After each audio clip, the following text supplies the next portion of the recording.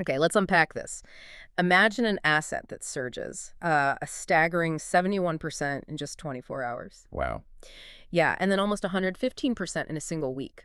I mean, for those of you who actively track the digital asset space, that kind of parabolic movement is, well, it's rare and it definitely demands attention. Absolutely. Those numbers jump right off the page. So today we're diving into the fascinating story of OKB token. It's a digital asset that recently, commanded headlines with precisely this kind of explosive growth. hmm It's really a prime example of how specific, deliberate actions can fundamentally reshape an asset's value almost overnight, it seems. And what's truly captivating here isn't merely the impressive numbers themselves, though they are impressive. Right. It's the precise, powerful mechanism that really orchestrated this rally. We're going to peel back the layers to understand exactly what happened with OKB, Okay. and maybe more importantly, why this particular event offers crucial insights into the evolving mechanics and strategic decision-making within these digital asset markets. Yeah, absolutely. So whether you're a seasoned crypto investor, maybe a developer building in the space, or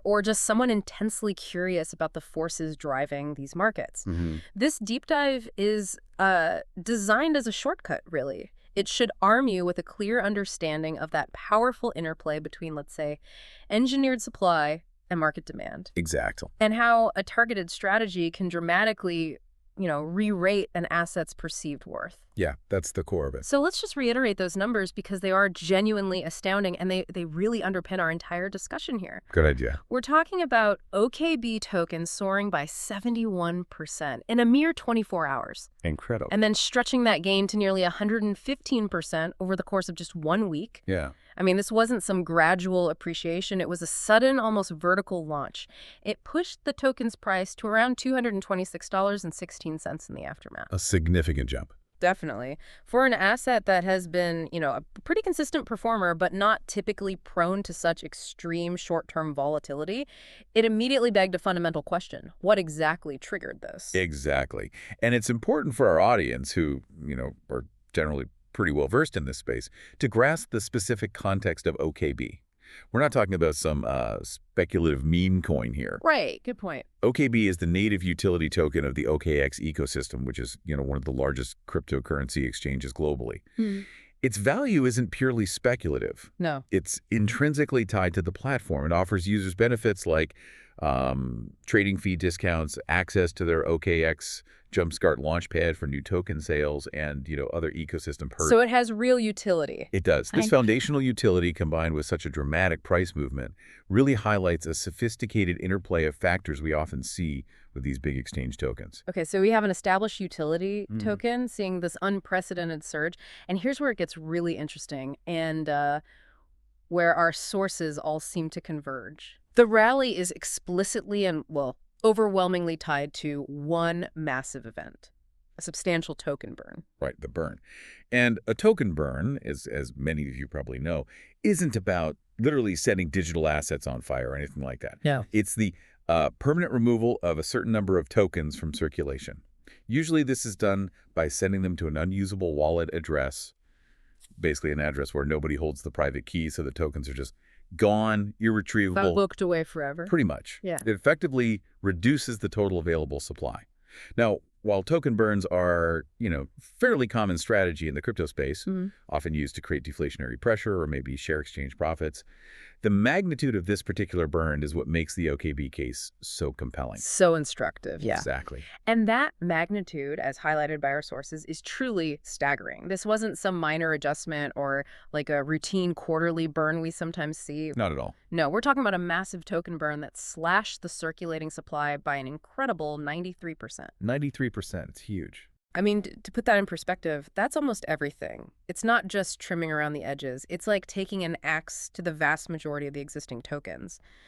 As someone who watches these markets closely, a 93% reduction just jumps out as exceptionally aggressive. It absolutely does. If we connect this to the bigger picture, a 93% reduction in supply is an extraordinarily aggressive strategy to impact scarcity. Yeah. It might actually be one of the most drastic we've seen implemented in a single event, especially for an asset of this caliber. Yeah. It fundamentally alters the asset's total availability. Completely changes the game. Right. This isn't just a tweak. It's a complete recalibration of the supply dynamics. The goal, presumably, is to make the remaining tokens significantly rarer. And this level of intervention, it really forces us to consider the underlying strategic intent.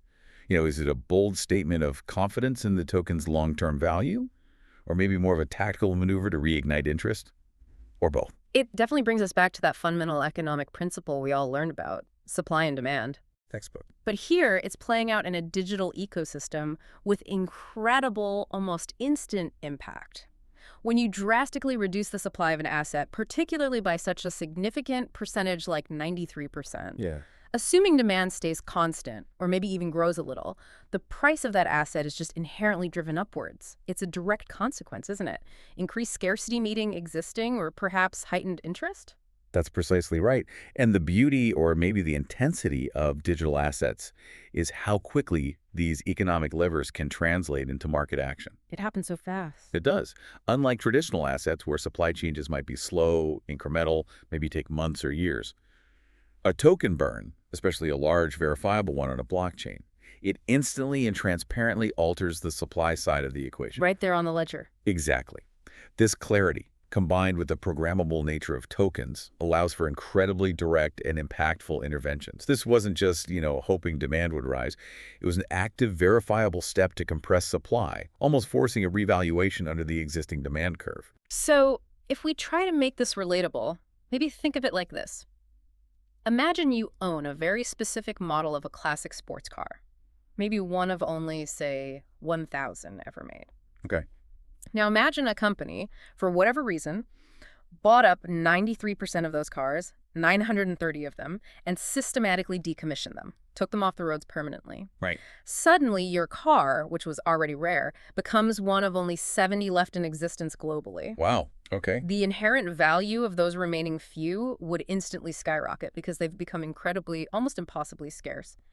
It feels like the same principle applies here, just, in the digital realm, where the destruction is immutable on the blockchain and the market reaction is almost instantaneous. That's a great analogy. It really drives home the point because it's about both perceived and actual scarcity.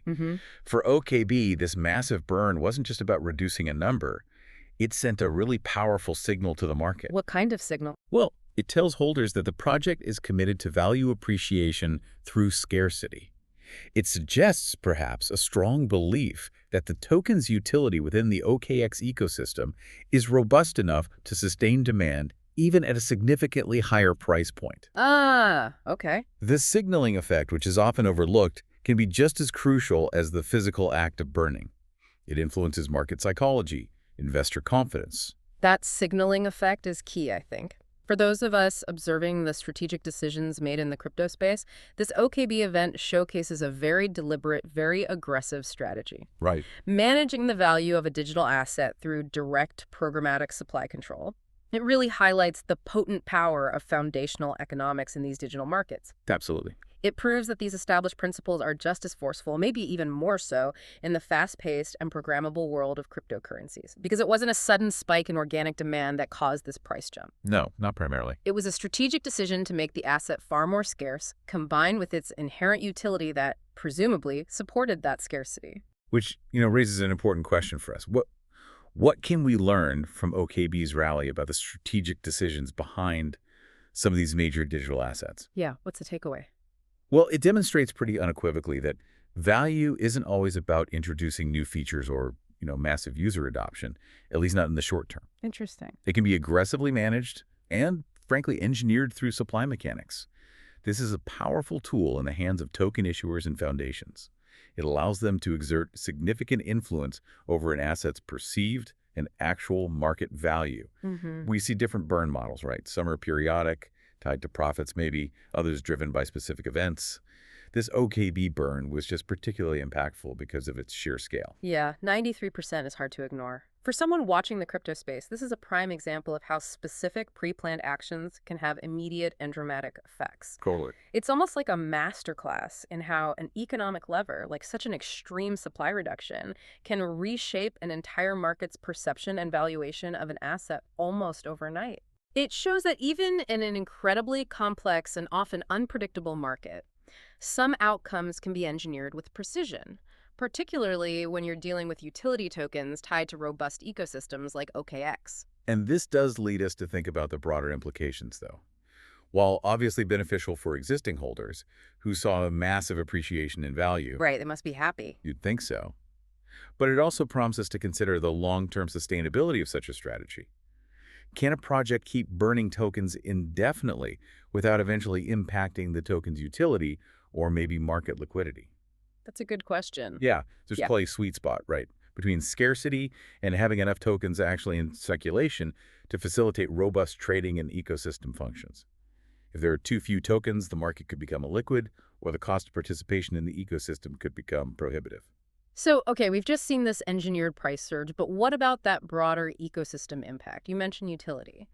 If the supply is so drastically reduced, how might that affect users who rely on OKB for its utility? Like, for example, if trading fee discounts are based on holding a certain amount of OKB, does this make those benefits much more exclusive or, expensive to access for new users? That's a critical point. Am I And the answer is likely yes. While scarcity increases individual token value, it can indeed raise the barrier to entry for accessing that utility. okay? For an exchange token specifically, if the cost of getting the required amount for, say, top-tier trading fee discounts or early access to launchpad projects becomes prohibitively high, Yeah. it could potentially impact user acquisition or retention for those specific benefits. The project needs to balance the benefit of increased token value with maintaining accessibility and appeal for its user base. It's a delicate balance, really, between a deflationary strategy and overall ecosystem health. All projects using burns have to evaluate this constantly. And what about market psychology looking forward? After such a dramatic event, does it set an expectation? Like, could similar large-scale burns happen again, influencing future investor behavior, maybe creating a speculative cycle around burn announcements? Absolutely. The market definitely remembers things like this. Mm-hmm. Such a successful, aggressive burn can certainly set a precedent, or at least create a strong expectation among investors for future supply-side interventions. Right. This could lead to that classic buy the rumor, sell the news dynamic around future burn announcements. Or, it could incentivize long-term holding if investors believe the project is truly committed to sustained scarcity over time. Interesting. It also highlights the element of sort of centralized control inherent in such a mechanism, the power of the issuer or the foundation to unilaterally make such impactful decisions. Understanding who holds that power and how transparently they exercise it is pretty crucial for investors, I think. Yeah, that makes sense. Okay, so to quickly recap our deep dive then, OKB tokens saw this incredible surge up 71% in a day, nearly 115% in a week, and it was directly tied to a massive token burn that slashed its circulating supply by a whopping 93%, pushing its price up over $226.16. This wasn't just market forces, it was a planned strategic intervention. Exactly.